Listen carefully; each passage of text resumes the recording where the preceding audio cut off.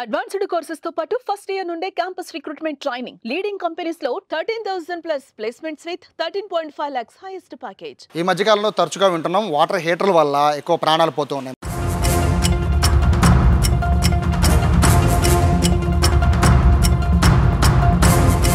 ఇప్పుడు వస్తుంది వర్షాకాలం, రాబోయేది శీతాకాలం కాబట్టి వాటర్ హీటర్ల వినియోగం అనేది చాలా ఎక్కువ ఉంటుంది.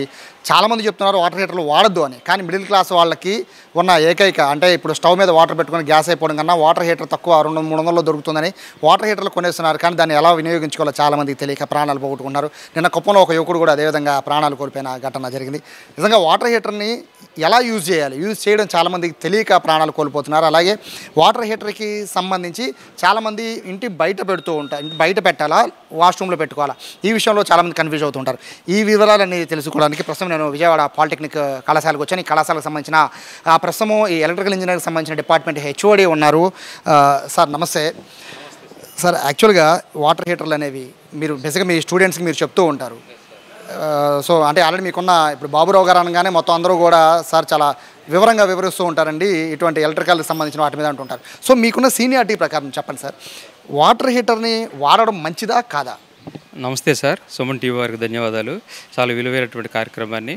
మరి ముఖ్యంగా ఈ సీజన్లో వర్షాకాలం అనే కాదు, ఏ కాలంలో సరే వాటర్ హీటర్ వాడుతున్నప్పుడు కరెంట్ షాక్ తగిలి అనేక మంది ప్రాణాలు, అమాయకుల ప్రాణాలు బలిగొంటూ ఉన్నారు. కాబట్టి ఈ సందర్భంలో మరి వాటర్ హీటర్ గురించి కొన్ని తగు జాగ్రత్తలు తీసుకోవడం ద్వారా కొంతమంది ప్రాణాలను మనం రక్షించడం అవుతారు.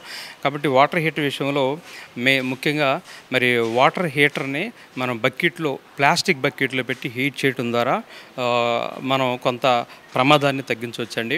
అలాగే ఆ బకెట్లో హీటర్ని పెట్టేటప్పుడు హీటర్ని వాటర్లో ఇమ్మర్స్ చేసేటువంటి విధానంలో తేలిక చాలామంది ఏం చేస్తారంటే ఇక్కడ కనపడుతున్నట్టు విధంగా ఈ యొక్క హ్యాండిల్ని ఈ బకెట్కి టచ్ చేయడం ద్వారా ఏమవుతుందంటే అదిగోండి పొగలు వస్తున్నాయి, హీట్ ఎక్కి. సో ఇది బకెట్ మెల్ట్ అవుతూ ఉంటుంది. ఇక్కడ బకెట్ మెల్ట్ అయ్యి లోపల హోల్ పడి నీళ్లు ఇలా ఎడ్జ్ నుంచి బయటకు రావడం వల్ల తెలియక టచ్ చేసి షాక్ తగలవచ్చు. ఇప్పుడు మనం టెస్ట్తో చూస్తే కనుక ఈ నీళ్ళలోకి కరెంట్ ఫ్లో అవుతూ ఉంది, లైట్ ఇండికేటర్ వెళ్తూ ఉంది చూడండి. అంటే ఈ వాటర్ హీటర్, ఇమ్మర్షన్ హీటర్ వాటర్లో పెట్టినప్పుడు ఇందులోకి కరెంట్ ఫ్లో అవుతూ ఉంది, తెలియక టచ్ చేస్తే షాక్ కొడుతుంది 100%. అలాగే ఆ వాటర్ దీనిలోంచి మరి బయటకు వచ్చినప్పుడు మనకి ఇన్సులేషన్ ఏమి లేక, ఐసోలేషన్ లేకుండా వాటర్ టచ్ అయినప్పుడు మరి ఆ యొక్క వ్యక్తికి కూడా బాడీ వచ్చి షాక్ తగిలి ప్రాణాలు పోయే పరిస్థితి ఉంటుంది. ఇక్కడ చాలామంది మీరంటే బకెట్ తగిలిచేస్తారు, చాలామంది మహిళలు ఎక్కువ అట్లా చేస్తూ ఉంటారు.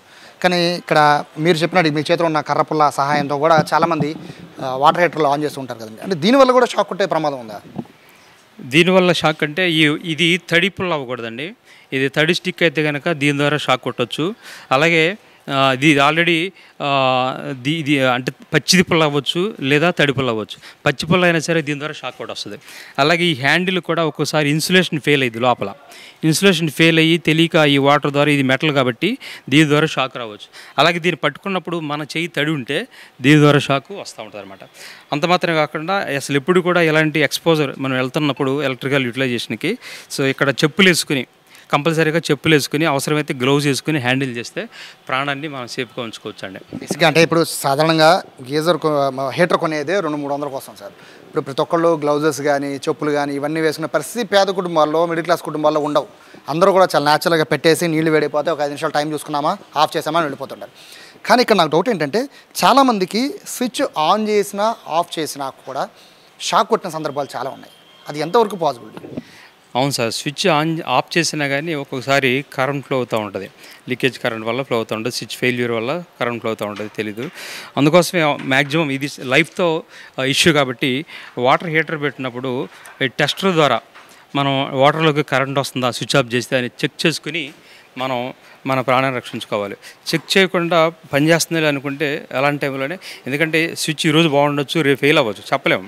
కాబట్టి ఇది కంపల్సరీగా వాటర్తో మనం ఆపరేట్ చేస్తున్నప్పుడు వాటర్ హీటర్ని కంపల్సరీగా ఈ టెస్ట్ ద్వారా టెస్ట్ చేసుకుని మనం హీటర్ని వాడుకోవాలండి. ఇక్కడ 2 డౌట్లు సార్ నాకు. ఒకటి, ఇప్పుడు మనం చూస్తున్నది ఓల్డ్ది, ఇప్పుడు మీరు మాకు చూపిస్తుంది ఓల్డ్ హీటర్. ఇప్పుడు ఎంతకాలం దీన్ని వాడచ్చు? దీంతోపాటు వైర్లు మధ్యలో ఇక్కడ కట్ అయిపోతూ ఉంటాయి, కొన్నిసార్లు ప్లగ్ దగ్గర కట్ అయిపోతూ ఉంటాయి. సో ఇక్కడ కట్ అయిపోయినప్పుడు ఏమన్నా ఎర్త్ ఏమన్నా వచ్చే అవకాశం ఉంటుందా? ఇక్కడ వైర్ కట్ అయినప్పుడు మ్యాక్సిమం రీప్లేస్ చేయాలండి. అలా వాడుకుంటూ ఉంటే కనుక దాని ద్వారా కూడా ప్రమాదం జరగవచ్చు, షార్ట్ సర్క్యూట్ అవ్వచ్చు, అక్కడ స్విచ్ ఫెయిల్ అవ్వచ్చు, ఫైర్ అవ్వచ్చు, మనిషికి కూడా మనకి ముట్టుకుని షాక్ తగలొచ్చండి. కంపల్సరీగా ఇది రిపేర్ కండిషన్లో ఉన్నప్పుడు వాటిని ఎలిమినేట్ చేయాలి. అవసరమైతే కొత్త హీటర్ పెట్టుకొని వాడుకోవాలి, లేకపోతే లైఫ్ రిస్క్ అవుతుందండి. అలాగే ఈ హీటర్ని మనం ఇలా దీన్ని టచ్ చేయకుండా, దీన్ని ఇలా టచ్ బాడీకి, ఈ ప్లాస్టిక్ బాడీకి టచ్ చేయకుండా ఇలా పెట్టడం ద్వారా మనం కొంతవరకు బాడీని మనం లైఫ్ని సేవ్ చేయొచ్చండి. ఇక్కడ హీటర్లో మ్యాక్సిమం అండ్ మినిమం కండిషన్ ఉంటుంది, లెవెల్స్ ఉంటుంది. ఆ మధ్యలోకి వాటర్ ఉండాలి. ఆ మధ్యలోకి వాటర్ లేకుండా కంప్లీట్గా మునిగిపోయినా కానీ మీ హీటర్ కొంతమంది తెలియక ఇక్కడ వరకు పెట్టేస్తారు, ఇక్కడ వరకు పెడతారు ఆ మ్యాక్సిమం లెవెల్ దాటినాక. అలాగే తెలియక కొంతమంది కింద ఉంచుతారు నీళ్ళు. సో ఏదైనా కానీ రిస్క్ అండి, అది హీటర్ పాడైపోద్ది. మీరు పెట్టారు కాబట్టి స్ట్రైట్గా ఉందండి. చాలా వరకు కొంతమందికి ఇవి స్ట్రైట్గా ఉండకుండా పడిపోయినట్టు ఉంటుంటాయి. సో వెనకాల ఉన్న ఇది ఏదైతే మీ హుక్ ఉందో ఆ హుక్ కూడా నీళ్ళకి తగిలే అవకాశం ఉంటుంది కదా. హుక్కు నీళ్ళకి తగిలిన ఏం కదా సార్, అది మెటల్ పార్టే. హుక్కు నీళ్ళకి కంపల్సరీగా తగిలిద్ది, ఎందుకంటే దీని లెవెల్ కంటే కిందకే ఉంది కాబట్టి. దానివల్ల ఏం కాదు. ఆ హుక్ కంపల్సరీగా ఉండేట్టు చూసుకోవాలి. అది స్ట్రైట్గా ఈ స్టిక్ని హోల్డ్ చేసేట్టు చూసుకోవాలి, అప్పుడు స్ట్రైట్గా ఉంటుంది బకెట్లో. సో ఇది ఇలా పెట్టినప్పుడు ఇలా లేచి ఈ సైడ్కి కానీ ఇలా దీనికి కానీ తగలకుండా వాటర్లో ఉండేట్టు చూసుకుంటే కొంతవరకు ప్రమాదాన్ని మనం ప్రివెంట్ చేయొచ్చండి. ఒకటండి, చాలామంది సాకెట్ల విషయంలో కూడా జాగ్రత్తలు చెప్తూ ఉంటారు. హై వోల్టేజ్ కరెంట్ దాంట్లో పెట్టకూడదు అంటారు, కొంతమంది పెట్టచ్చు అంటారు, కొంతమంది ఏమో ఇది మాడిపోతుంది అంటారు. సో ఇలా కూడా చాలా అపోహలు ఉన్నాయి. సో ఎంత కెపాసిటీ ఉన్న హోల్డర్స్లో పెట్టాలి అంటే ఇప్పుడు ఈ గేజర్ కనుక ఈ హీటర్ కనుక మనకి 250 వాట్స్ అండి ఇది. అంటే ఇది 5 amps కెపాసిటీ అయితే 5 amps సాకెట్లో పెట్టచ్చండి. మ్యాక్సిమం ఇది 16 amps సాకెట్లో పెట్టాలి దీన్ని. సో ఒకవేళ ఇది 100 వాట్స్ 200 వాట్స్, సపోజ్ 250 వాట్స్ అయితే 250 వాట్స్ బై 230 volts. సో మనకి లెస్ దెన్ 1 ఆంపియర్లో పడుతుంది కాబట్టి 5 amps అయినా పెట్టుకోవచ్చు అండి. కానీ ఇది 1000, 2000, 3000 వాటర్స్ కూడా ఉంటాయండి.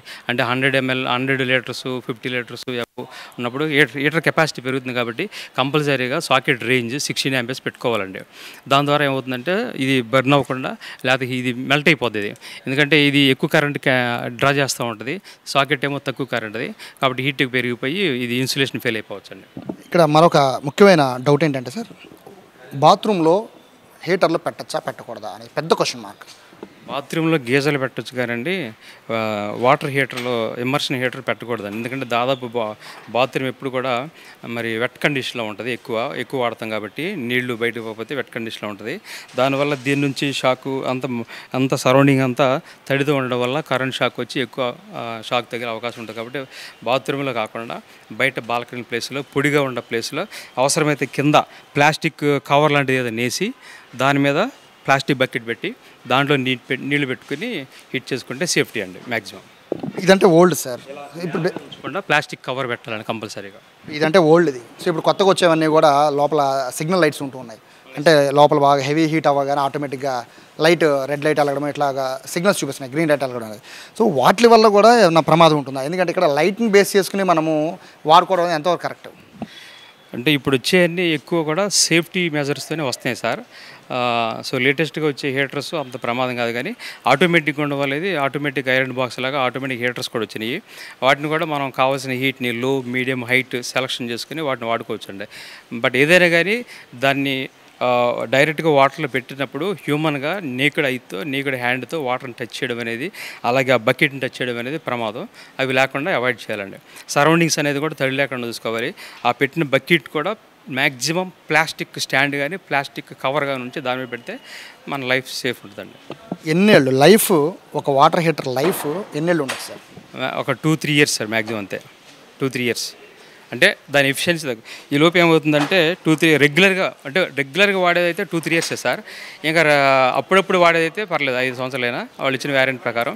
కానీ ఇక్కడ హీటర్ ఫిలమెంట్కి వచ్చి దాని చుట్టూ ఇది ఎక్కువ వాటర్గా టచ్ అవ్వడం వల్ల ఇది ఫామ్ అవుతుంది అనమాట. అవి దానివల్ల ఏమవుతుందంటే హీట్ ఎక్కువ లాస్ అవుతూ ఉంటుంది, అలాగే కరెంట్గా ఎక్కువగా డ్రా చేసుకుంటుంది, వేస్ట్ అవుతూ ఉంటుంది అనమాట. అందుకే దాన్ని క్లీన్ చేసుకుని మనం హీటర్ని ఫిలమెంట్ క్లీన్గా ఉంచుకొని వాడుకుంటే కొంతవరకు మనం యాక్సిడెంట్ ప్రివెంట్ చేయొచ్చు. ఎవరైనా కూడా పిల్లలు కానీ పెద్దలు కానీ పెట్టేటప్పుడు మాత్రం వాటర్ టచ్ చేయకుండా ఉండాలి, అలాగే చుట్టుపక్కల వాటర్ ఉండకుండా ఉండాలి. సో ఇది చెప్పేది ముఖ్యంగా ఎందుకంటే సార్ ఇక్కడ పిల్లలందరికీ నేర్పిస్తూ ఉంటారు దీనికి సంబంధించి ఎలక్ట్రికల్ డిపార్ట్మెంట్లో ముఖ్యంగా ఇటువంటి హీటర్ల గురించి. ఎందుకంటే చాలామంది ప్రాణాలు పోవడానికి ప్రధానమైన కారణం మిడిల్ క్లాస్కి సంబంధించి ఇదొక్కటే గీజర్ లాంటిది హీటర్ 300 రూపాయలకు వచ్చేస్తుంది కాబట్టి చాలామంది ఇదే కొని వాడుతూ ఉన్నారు. కానీ ప్రమాదాలు కొని తెచ్చుకోకుండా ఉండాలంటే కనుక సార్ చెప్పిన కొన్ని సూచనలు పాటించాలి. అందులో ప్రధానంగా బాత్రూంలో ఎట్టి పరిస్థితుల్లో స్విచ్ సాకెట్ బయట ఉంటే బయటే పెట్టుకుని బకెట్ మోసుకు వెళ్ళడం బెటర్ తప్ప పొరపాటును కూడా బాత్రూంలో పెట్టద్దని చెప్తున్నారు. దాంతోపాటు కింద తడి అంటకుండా ఏదన్నా ప్లాస్టిక్ కవర్ లాంటిది పెట్టుకోమని చెప్తున్నారు.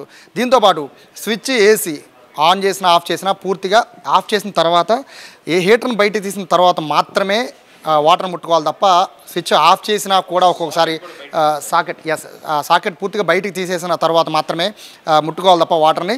సాకెట్ స్విచ్ ఆఫ్ చేశాం కదా సాకెట్ ఉంది కదా అని పెట్టుకున్నా కూడా ఖచ్చితంగా కరెంట్ షాక్ కొట్టే అవకాశం ఉందని చెప్తున్నారు. సో ఇటువంటి ఘటనలో ఈ రాబోయే 2-3 నెలల పాటు ఇంకెక్కువ పెరిగే అవకాశం ఉంటుంది. ఎందుకంటే చాలామంది ఇళ్లలో దాదాపు 80% మంది ఇళ్లలో ఇప్పటికే వాడుతూ ఉంటారు, వాటర్ హీటర్లు వాడుతూ ఉంటారు. కాబట్టి వాళ్ళందరికీ కూడా కొంచెం జాగ్రత్తలు పాటించాలని చెప్పి ఇప్పుడు ఒకవైపు అధికారులు కూడా సూచనలు చేస్తున్నారు. మరోవైపు షాక్ కొట్టకుండా ఇప్పటికీ అధునాతనమైన వచ్చే హీటర్లు కూడా వస్తున్నాయి.